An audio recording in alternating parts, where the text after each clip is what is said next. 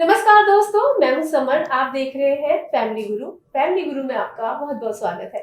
आज हमारे साथ मौजूद है हमारी खास मेहमान रश्मि मिगलानी और आपकी फेवरेट एस्ट्रोलॉजर रश्मि मिगलानी। तो बहुत बहुत स्वागत है रश्मि जी आपका हमारे इस प्रोग्राम में। Thank you so much. आज रश्मि जी हमें बताएंगी कि जब शादी डिले होती है तो उस पे क्या खास उपाय करने चाहिए। जी बिल्कुल मैम। देखिए, डिले इन मैरिज ये एक सबसे ज्यादा ट्रॉमेटिक एक एक्सपीरियंस है किसी पेरेंट्स के लिए, चाहे वो लड़की की शादी नहीं हो रही या लड़के की शादी नहीं हो रही। और तो और ये जो स्ट्रेस है ये हमारे अपने फ्रेंड्स, हमारे फैमिली फ्रेंड्स, हमारे रिलेटिव्स ही क्रिएट करते हैं। सपोज आप किसी फंक्शन पे जाते हैं, आप गए, आपके फ्रेंड्स हैं, आपके आपके रिलेटिव्स हैं, तो आपको बोलेंगे मिसेस वर्मा क्या बात है, आपने कोई पार्टी शार्टी नहीं देनी, कोई गुड न्यूज नहीं देनी बेटी की। What are you building in? You are building in basically some thought in the mind of the parents that आप अपनी बेटी की शादी डिले क्यों कर रहे हैं, शादी क्यों नहीं हो रही, क्या अड़चन है। तो कभी कोई बोलेगा अच्छा पहले उस लड़के के साथ जाती थी, क्या हुआ उसका। So all these things, what are you doing? You're building in more and more negativity. So stress accumulate कर रहे हैं।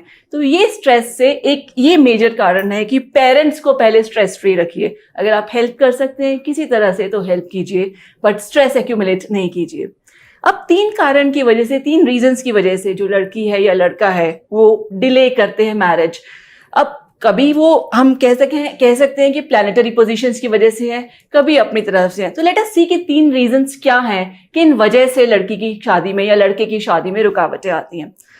फर्स्ट थिंग बात करें, अगर कोई लड़की पढ़ाई कर रही है या जॉब कर रही है और वो करियर ओरिएंटेड है और वो अपने आप को करियर में एस्टैब्लिश करना चाहती है, इस वजह से वो बोलेगी मुझे अभी शादी करनी ही नहीं है। तो that is the first most reason and which is seen these days. This is very common.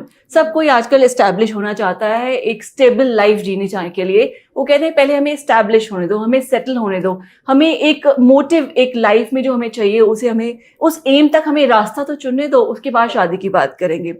एक ये रीजन है। दूसरा रीजन है कि कोई पेरेंट्स, सपोज कोई लड़की रेडी है या लड़का रेडी है शादी के लिए, आपके पास रिश्ते आते ही नहीं है, अप्रोप्रिएट मैच नहीं आता। लड़की डॉक्टर है तो लड़का डॉक्टर नहीं मिलता, अगर पेरेंट्स की डिमांड एक डॉक्टर की है। लड़के की एजुकेशन ज़्यादा है तो पेरेंट्स बोलते हैं हमें इतनी एजुकेटेड लड़की चाहिए। तो ये कुछ 2 चीज़ें हैं। थर्ड पॉइंट तब आता है हमारे माइंड में जब कभी थर्ड रीजन जो डिले का है कि लड़का रेडी है, लड़की रेडी है, फैमिली एक साइड लड़के की रेडी है, लड़की की फैमिली रेडी है, पर कुंडली मैच नहीं करती। कुंडली मैच नहीं करती, कभी फैमिली बैकग्राउंड मैच नहीं करता, या कोई भी कोई और भी रीजन हो सकता है। तो ये 3 रीजंस हैं बेसिकली हमारे एक डिले इन मैरिज के, और इनको देखते हैं हम, इनको सॉल्व करके हम कैसी एक लाइफ जी सकते हैं, अच्छी एक हैप्पी लाइफ। तो ये तो कारण थे, रश्मि जी ने बताया कि मैरिज के डिले होने के ये कारण है। अब रश्मि जी बताएंगी हमें उपाय कि इसके क्या उपाय करने चाहिए। तो क्या रश्मि जी क्या उपाय होंगे? तो देखिए, सबसे पहले जैसे मैंने बात की कि पेरेंट्स एक स्ट्रेस में आ गए हैं, स्ट्रेस में आ जाते हैं जब उनके रिलेटिव्स, उनके फ्रेंड्स उनको बोलते हैं आपकी लड़की की शादी क्यों नहीं हो रही है, क्या रीजन है। तो सबसे पहली जगह आप कहाँ जाएंगे, आप एक पंडित जी के पास जाएंगे। ये मेरी बेटी की कुंडली है या मेरे बेटी की कुंडली है, पंडित जी बताइए इसमें हम इसको क्या दोष है, इसमें कैसे हम इसकी बेटी की शादी करा सकते हैं जल्दी। तो पंडित जी कुंडली देखेंगे, ये बोलेंगे अच्छा मिसेस शर्मा आपको कैसा लड़का चाहिए, बताइए समर कैसा लड़का चाहिए आपको। तो अगर आप बोलेंगे कि मुझे अच्छा लड़का चाहिए, सेटल्ड हो, 1 लाख रुपया लगेगा। अगर आप बोलेंगे, मदर लड़की ने बोला कि चलिए थोड़ा सा पढ़ा लिखा अच्छा हो, फैमिली बैकग्राउंड अच्छा हो, फाइनेंशियली स्टेबल हो, पंडित जी बोलेंगे 2 लाख रुपया लगेगा। फिर अगर आप बोलते हैं कि न्यूक्लियर फैमिली हो सके तो लड़के के माँ बाप ज्यादा इंटरफेयर ना करें, थोड़ी दूर रहें, पंडित जी बोलेंगे 3 लाख रुपया लगेगा। फिर आपने कोई और डिमांड रख दी कि लड़का अब्रॉड में सेटल्ड हो, अब्रॉड एजुकेशन हो या कुछ भी है, सीधा एक एक करके आपकी डिमांड्स पंडित जी तो फुलफिल करते जाएंगे, आपके अपने रेट बढ़ाते जाएंगे और बोलेंगे लास्ट में 10 लाख रुपया लगेगा, ये पूजा करानी पड़ेगी, वो पूजा करानी पड़ेगी। तो मैं यहाँ आपको एक सिंपल सी रेमेडी बताऊंगी जिससे आप खुद अपने पंडित बन जाएंगे और आप ये खुद ये रेमेडी कर सकते हैं और अपने बच्चों की एक मैरिज लाइफ बहुत अच्छे से आगे देखेंगे कि बहुत एक हैप्पी मैरिड लाइफ उनको मिलेगी। सो एक इससे पहले एक चीज और आपको बताना चाहूंगी कि सपोज आपको भूख लगी है, अगर खाना आप खाएंगे तो आप ही का पेट भरेगा। अगर सामने वाले पंडित जी को आपने खाना खिला दिया तो आपका पेट भरेगा, या आपने किसी और घर के फैमिली मेंबर को खाना खिलाया तो आपका पेट भरेगा। सिमिलरली जो पूजा पाठ पंडित जी कराते हैं, वो पूजा पाठ उन्होंने किए हैं, बेनिफिट्स उनको मिलेंगे, आपको नहीं मिलेंगे। तो अगर आपको बेनिफिट्स चाहिए तो ये पूजा आपको खुद करनी पड़ेगी, आपको चैंटिंग्स खुद करनी पड़ेंगी, तभी आपको लाइफ में प्रोस्पेरिटी मिलेगी, एक हैप्पी लाइफ मिलेगी आगे। तो सबसे पहले हम बात करते हैं कि डिले ऑफ मैरिज में हमारे एस्ट्रोलॉजिकली क्या क्या रीजंस हैं। सबसे पहला रीजन है, अगर हम लड़की की बात करें, लड़की की अब अगर जन्म कुंडली में बर्थ हॉरोस्कोप में अगर जो 7th हाउस होता है, अगर वो मैलेफिक है, अगर वो वहां पे कोई ऐसा प्लैनेट है जो वहां डेबिलिटेटेड है, या जुपिटर वीक है या मैलेफिक है, या किसी मैलेफिक प्लैनेट का एस्पेक्ट है 7th हाउस पे, तो इस वजह से हमारी लाइफ में एक डिले होता है मैरिज में।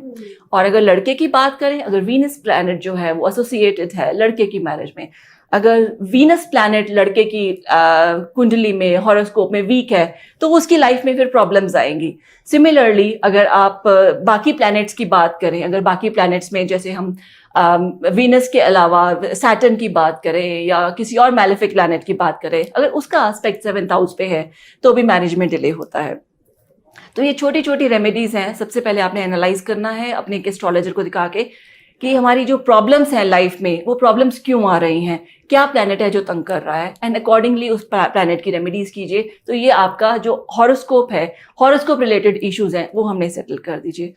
दूसरी इंपॉर्टेंट बात हमने देखनी है कि जिस बच्चे की मैरिजेबल एज है, क्या उसका बेडरूम नॉर्थ ईस्ट में है। अगर नॉर्थ ईस्ट में है तो उसका बेडरूम शिफ्ट कीजिए। अगर बेडरूम शिफ्ट नहीं हो सकता तो एटलीस्ट ये पॉइंट ध्यान रखिए कि सोने की पोजीशन में है, चाहे वो किसी भी रूम में सो जाए, बट एटलीस्ट नॉर्थ ईस्ट, अपना मैट्रेस या चादर लेके ही can sleep in any other room but not in north east direction.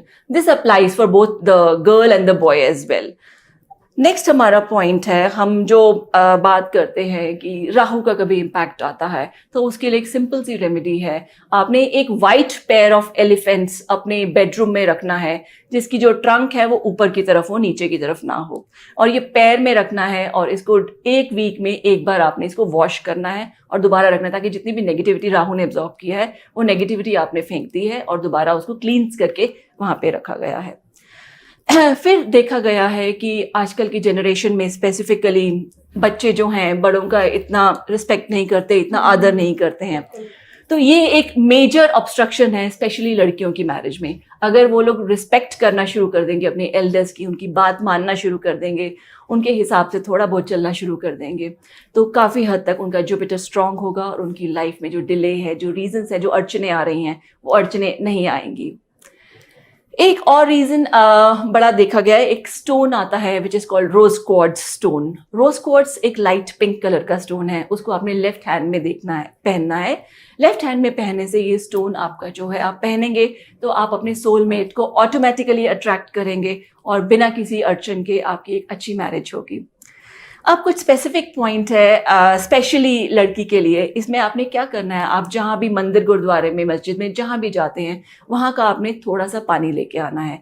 उस थोड़े से पानी को आपने एक पीतल के ग्लास में, गर्ल्स के केस में आपने उसको नॉर्थ वेस्ट डायरेक्शन में अपने देना है, अपने घर की नॉर्थ वेस्ट डायरेक्शन में रख देना है, और वो पड़ा रहने दीजिए, उसको ढक के रख दीजिएगा ताकि एवेपोरेशन इतना जल्दी नहीं हो। फिर आप नेक्स्ट टाइम जब जाएंगे वो तुम्हारा पानी ले आइए और ये पानी तुलसी में डाल दीजिएगा। ग्रेजुअली आप उपाय करेंगे तो इससे काफ़ी ज़्यादा आपको एक अट्रैक्ट, एक पॉजिटिव एनर्जी मिलेगी घर में, एक गॉड का, एक यूनिवर्स का एक ब्लेसिंग मिलेगी, जिससे आपकी लाइफ में जो डिले हो रहा है मैरिज में, जो ऑब्स्ट्रक्शंस आ रही हैं, वो ऑब्स्ट्रक्शंस रूल आउट हो जाएंगी। नेक्स्ट है, अगर सिमिलरली अगर हम बॉयज़ की बात करें, अगर हम उनकी लाइफ में अगर कुछ प्रॉब्लम आ रही है मैरिज में, तो उनके लिए क्या करना है, उनको अपना साउथ ईस्ट डायरेक्शन घर का चेक करना है। अगर उस साउथ ईस्ट डायरेक्शन में कोई नलका है, कोई टैप है, कोई ओवरहेड वाटर टैंक है, कोई अंडरग्राउंड वाटर टैंक है, तो इसकी वजह से बहुत ही ज़्यादा प्रॉब्लम्स आने लगेंगी। तो इसके लिए बेस्ट रेमेडी है, आप इसको यहाँ से रिमूव कीजिए। नलका है तो उसको बंद कर दीजिए, एटलीस्ट यूज़ नहीं कीजिए।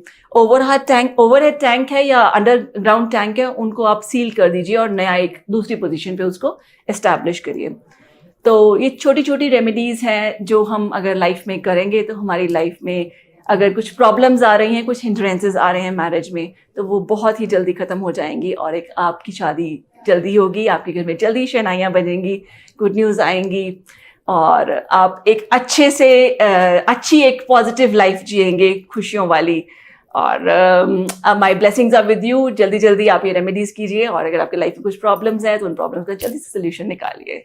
Thank you. तो दोस्तों मुझे तो समझ में आ गया है, मैं तो बहुत हेल्प करने वाली हूँ। जैसे मेरी कोई फ्रेंड्स हैं, उनकी शादी नहीं हो रही है या हमारे रिलेटिव में कोई भी प्रॉब्लम आ रही है, तो मैं ये वीडियो उनको दिखाने वाली हूँ। तो उम्मीद करती हूँ हमारे ये उपाय जरूर आपके काम आएंगे। और रश्मि जी ने आपको बखूबी समझा दिया है कि क्या कारण होते हैं शादी में रुकावट के और क्या इनके उपाय होते हैं। तो ऐसे ही उपाय देखने के लिए और हमारे चैनल से कनेक्ट होने के लिए बने रहिए इंडिया न्यूज फैमिली गुरु के साथ। नमस्कार। नमस्कार।